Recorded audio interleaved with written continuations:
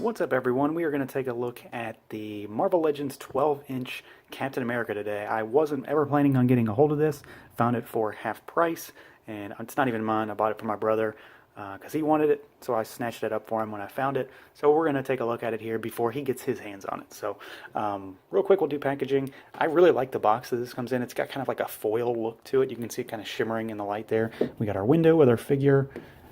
We've got some artwork on the side, and then more artwork on the back, and you can tell that foil is in full effect on the back there, and then some more artwork on the other side. So let's crack this guy out and see what he has to offer. Alright, so here is our Cap, and like I said, I wasn't really expecting to ever get my hands on this guy, so I have no expectations of this figure, and right off the bat, I say he's kind of cool. He's not blowing my mind or anything, but he's a cool figure. He's kind of, he's basically a scaled up Marvel Legends. So let's take a closer look here and see what he's got to offer. Biggest thing about this guy, is that he's big. He's about 12 inches tall.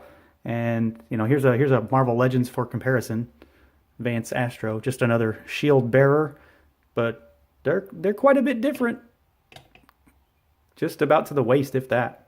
So this guy is quite big. He's got some bulk to him. Let's take a look at what we've got here. And I'm going to take the shield off of him real quick, just to talk about the figure itself. So let's do articulation first. So pretty standard, really.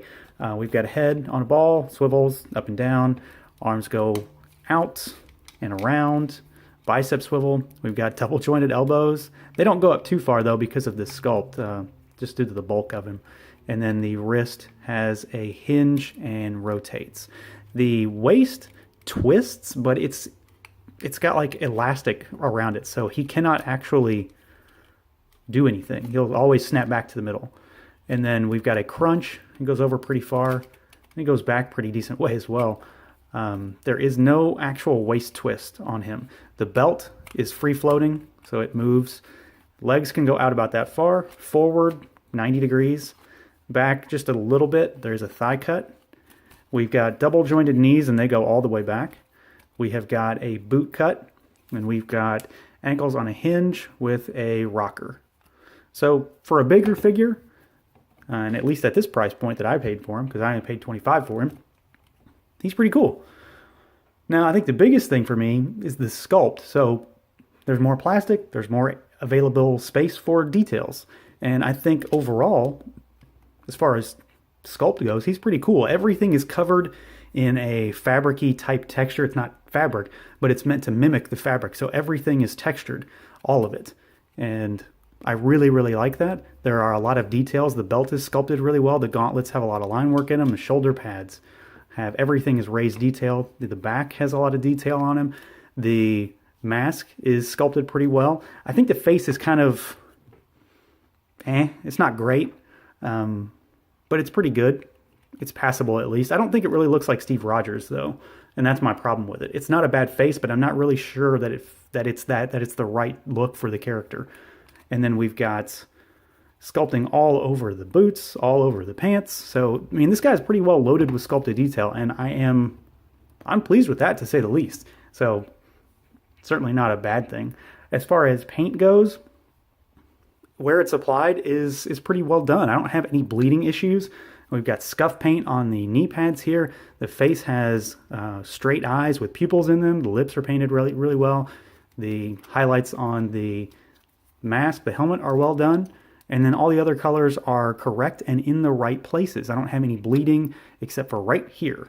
Got a little bit of white on this underside of the arm, which, mistakes like that are not entirely too uncommon with a Legends figure, and at least it's in a place where you can't see it.